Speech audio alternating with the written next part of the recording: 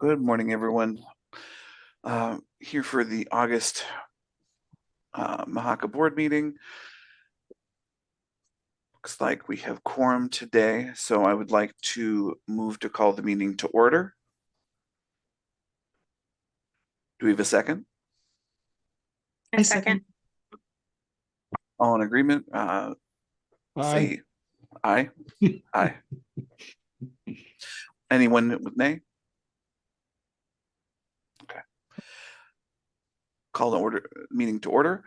Our next thing on the agenda is approving the minutes for the July meeting, which Carol submitted recently. Did people have a chance to look them over?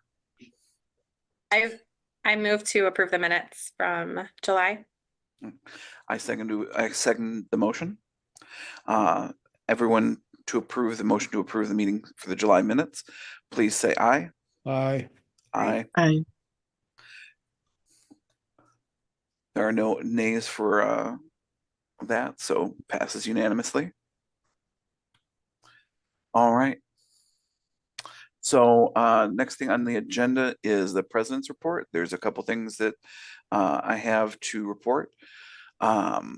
First of all, I've been participating as part of MMHCA with a meeting with the state about credentialing, design, and implementing some changes to the Medicaid system here in the state of Michigan. We had our first meeting during this past month, and our second meeting is on Monday. It seems to be a meeting between a number of interested parties and organizations such as ourselves, as well as the managed care organizations for many of the major Medicaid payers in the state. And we've been discussing how to have a more unified system for credentialing for Medicaid providers. Listing kind of some of the benefits and positives. It's been an interesting process because we're also getting into some of the methodology for how it occurs now and why that works for the managed care organizations versus some of their concerns about a unified system. I've been advocating kind of on behalf of both providers and clients in the state of Michigan to have them be considering that the current credentialing system is kind of deterrent for many providers to accept Medicaid because having to go through so many separate applications, all with kind of different processes, is a problem, as well as how that affects clients who would have Medicaid and the impacts on them. So I think it's been a good thing. It was mostly an introduction in the first meeting, but I believe in the second meeting, we're going to get more into what MDHHS's approach to implementing a more unified application system will look like. So I think that's going well. If anyone has any other questions, feel free to email me.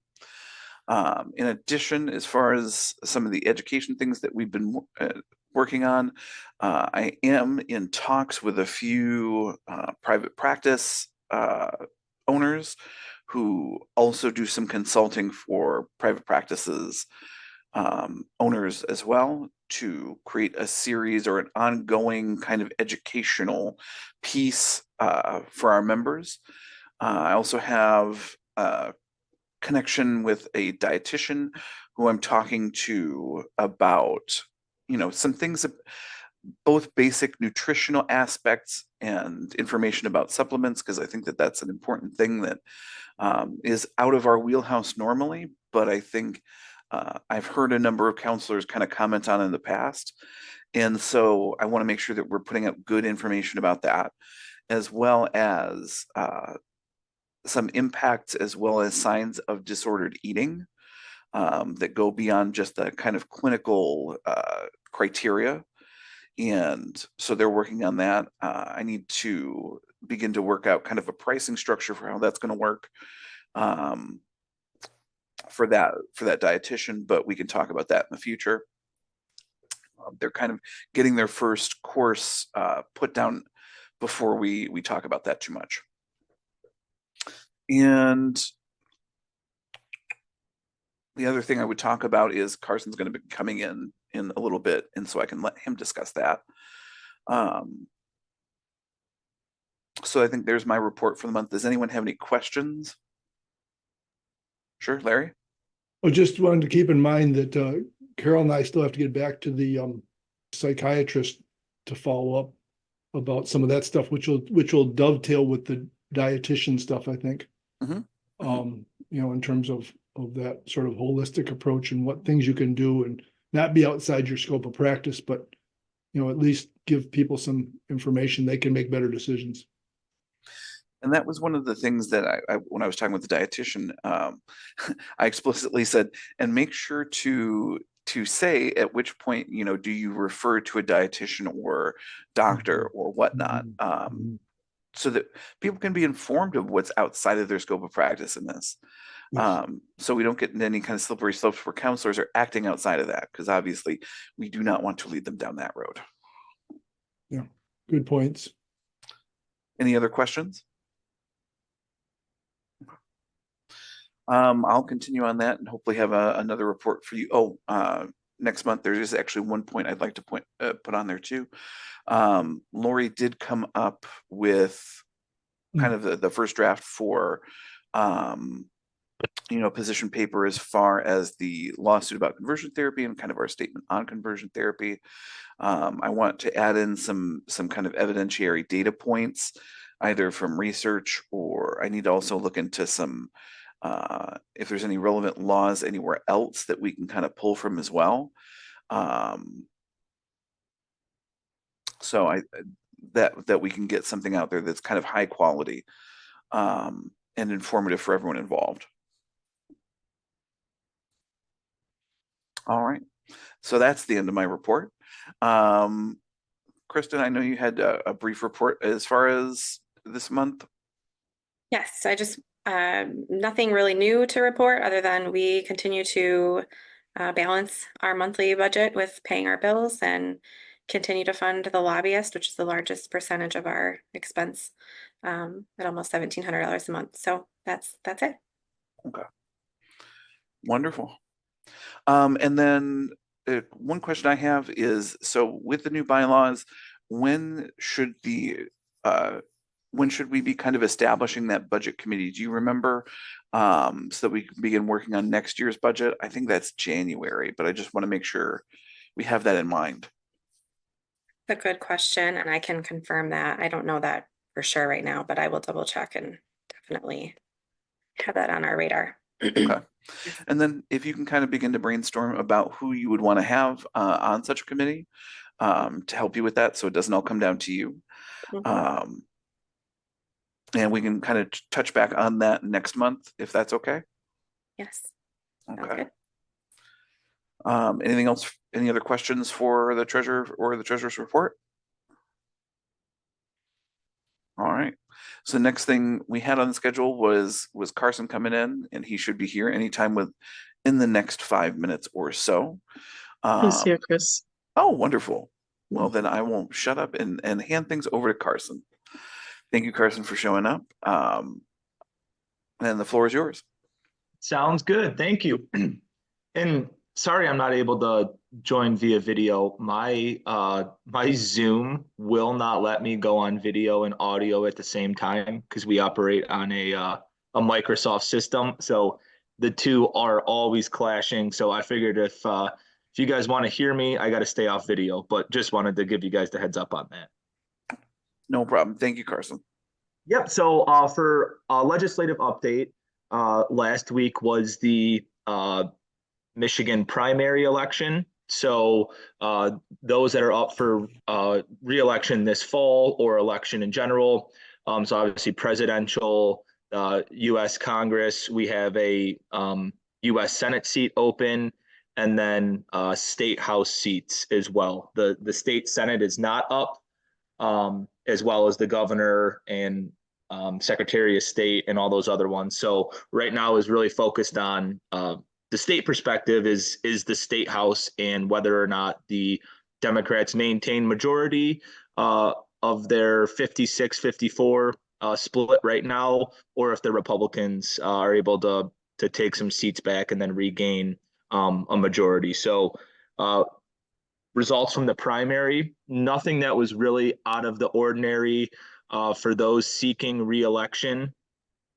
Incumbents seeking re-election, only 2 lost primary elections. Those 2 were not super surprising. There were some other external circumstances at play and tough primaries, but nothing that was too out of the ordinary. And now we are full steam ahead until November. And so what that kind of looks like for the legislature's schedule, nothing right now until after Labor Day. They'll come back and do a September 11th kind of ceremony and day of honor at the Capitol. And then the following week, week of the 17th, they will be back doing their normal session for the remainder of September. So we'll see a little bit of activity then. And then there are a couple days in October, but not as many as September, because obviously everyone wants to be out, knocking doors and campaigning as we head into November and the general election. So that's the schedule over the next couple of months. Coming out of the November election, there's kind of 2 paths that we see are possible. So, and this goes into some legislative stuff that I'll touch on here in a second, but if the Democrats maintain majority of the House, we don't expect too much turbulence in what they call a lame duck period. I'm sure there's going to be some bills that need to get done before the end of the year, maybe even a little bit of supplemental spending, but my gut says it'll probably be a little bit of business as usual, and they'll want to get out of town and enjoy the holidays like all of us hope to do. If the Republicans take back the House, that's where things get a little more interesting with a finite amount of time that the Democrats will have their trifecta majority intact for the remainder of 2024. So if that scenario happens, I would envision December being very, very chaotic and busy, with the Democratic majority wanting to get as much of their policy priorities done as possible and to the governor's desk, as well as spending. I think the latest projection was maybe, $650 to $750 million that was not spent in the last FY25 budget that they've kind of kept in their back pocket. So I would expect all of that money and maybe even future money that we don't have yet to be spent if the Republicans take back majority, because Democrats will want to spend that money. So what that means for us, and I've sent this to Carol and Chris and Larry, we're working on and I talked about it at the last meeting, but working on a legislative tracker. So all bills that kind of fall under mental health, behavioral health, a couple other subcategories that we think capture everything that could pertain to MHCA. We have kind of put that in a spreadsheet, and we are going to work through, first of all, which bills are have seen movement and potentially could see movement in the fall. And then from there, what are levels of either support or concern on those specific pieces of legislation. So let's say we do that over the next, month to 2 months, and we have 3 or 4 bills that we are going to take a position on if we see movement on them in the fall. So that's kind of my thinking on it. I know everyone's kind of taken a look at that so far. There's a little bit of formatting that still needs to be adjusted because we went and used a Google Doc and then, transferred it to Microsoft because that's what we operate on. And then, of course, things got screwed up. So just stay tuned on that. We are fine tuning that and making it as user friendly as possible.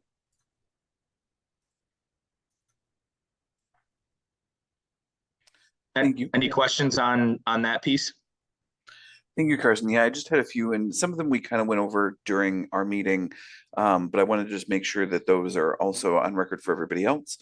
So one was with HB 5114, which is the one that expands the definition of mental health professional. And I know we talked about that in terms of the physician's assistants as well as certain types of nurses. Now I know that was referred to second reading, so how likely is that something that we'll need to comment on or work towards in the near future? I know that right now we're kind of in that middle stage where we're waiting for everyone to come back, but is there any idea on how likely that it would be to go to the floor for a vote or?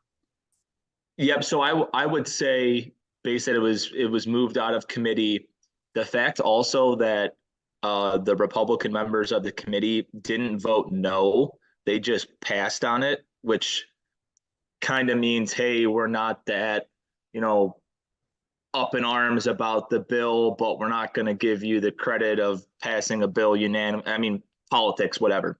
Yeah. So they chose to pass instead of just be no, which shows not as much opposition. So based on that, I would think that's one of those that is very, very possible to move out of the House, and then we'll then go over in the Senate. And that's probably where our bulk of the work will be done, is over in Senate committee Okay. to try and either, make some changes that are more favorable or potentially slow it down a bit. But I definitely see that taking place over in the Senate. Okay.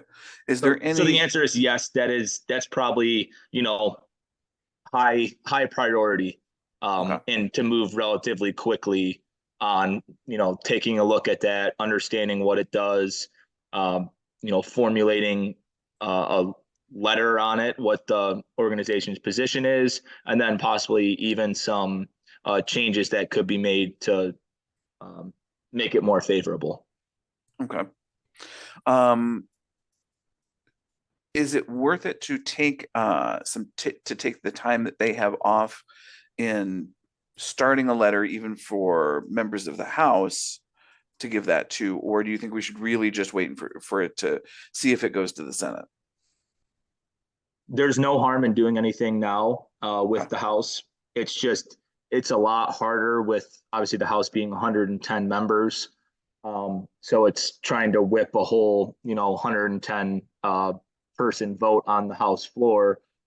So I think it's a two-pronged approach. You still spend some energy in the House, but don't try and hit a home run there necessarily, knowing that it still has to go through Senate committee and the Senate in general. And so you can do it on both ends of the spectrum. Okay. And then thank you on that. And then one other thing I wanted to mention was, as far as that tracker, one thing that might be really useful for that document is having the front page just the way you kind of have it now. And then if there was a possibility of having a second sheet with the bills listed individually, along with like some relevant information, such as like the last action taken, so we kind of know where it is in process. That could be useful too. Yeah, that can do that. And we can even do trying to, like, if you go on the website, even just a little bit of summary on the bill or kind of what the content of the bill is. Mm-hmm. For example, 5114, even if it just said, it affects the mental health code, definition of mental health professional, expand to include physician assistants, certified nurse practitioners, and clinical nurse specialists. Yeah. And that way it'd be easier for us to go in there then and know which one we're pulling to. Yep. That's a great recommendation. So I can make those changes and update it. And then, once we feel it's in a good spot, then we can share it with all the members and make sure everyone has it. And then the only other thing I could think of to check in on was, I know that we talked about this too, but the status of the LLC/LLPC bill, any updates with that or next steps that we should take?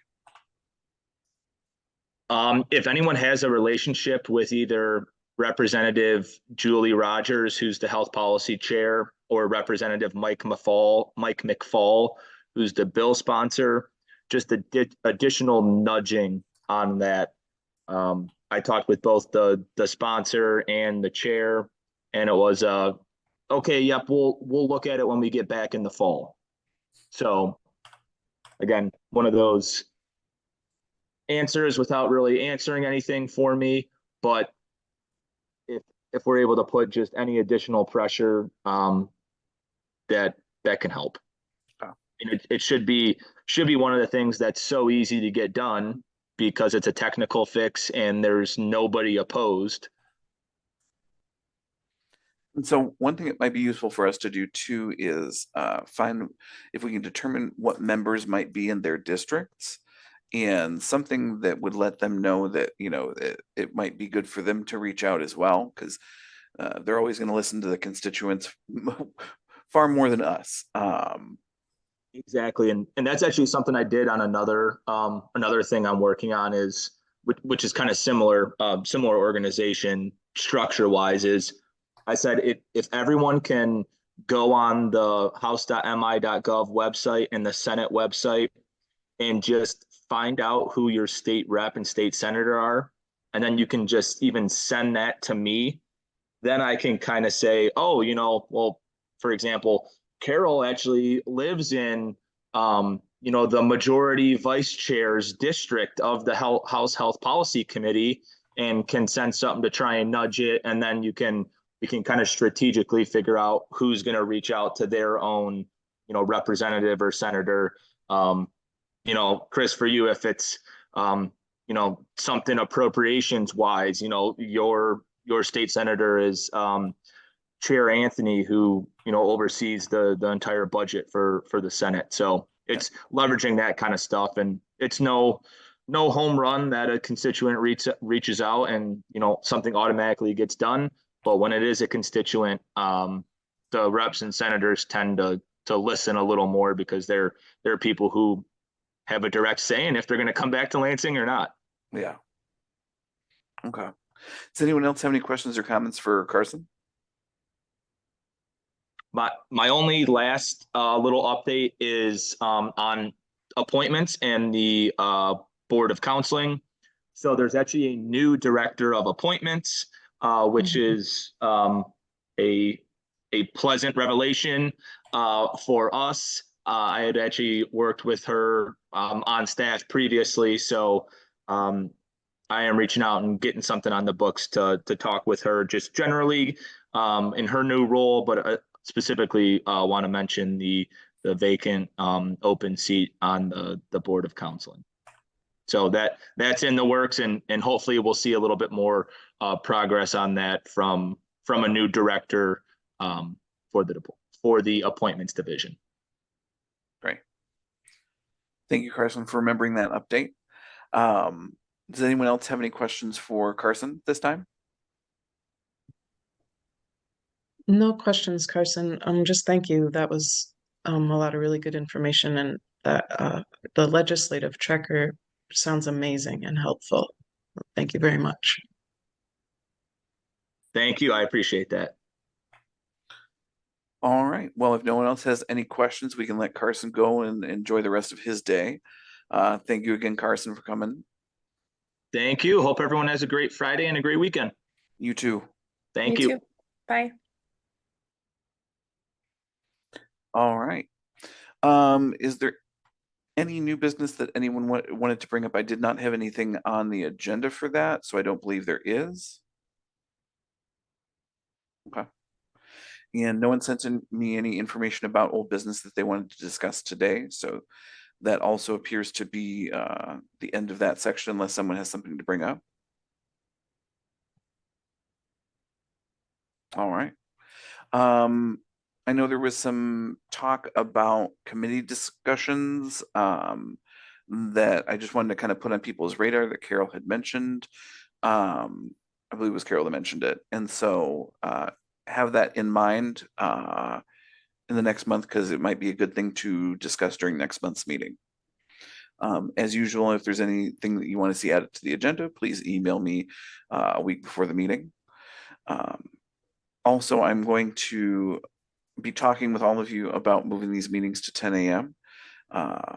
So that may be applicable for our next meeting. We'll kind of send word out if there are going to be any changes to the scheduling of these along like social media and such channels. All right. So does anyone else have any other matters for discussion today? All right, then is there a motion to adjourn?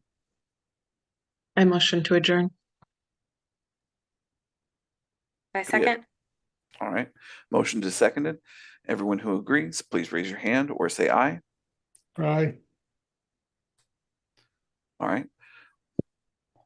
That is a unanimous decision to adjourn the meeting, so the motion passes. And that is the end of our meeting for this month. Hope everyone has a wonderful weekend and a wonderful month, and we'll see you next time.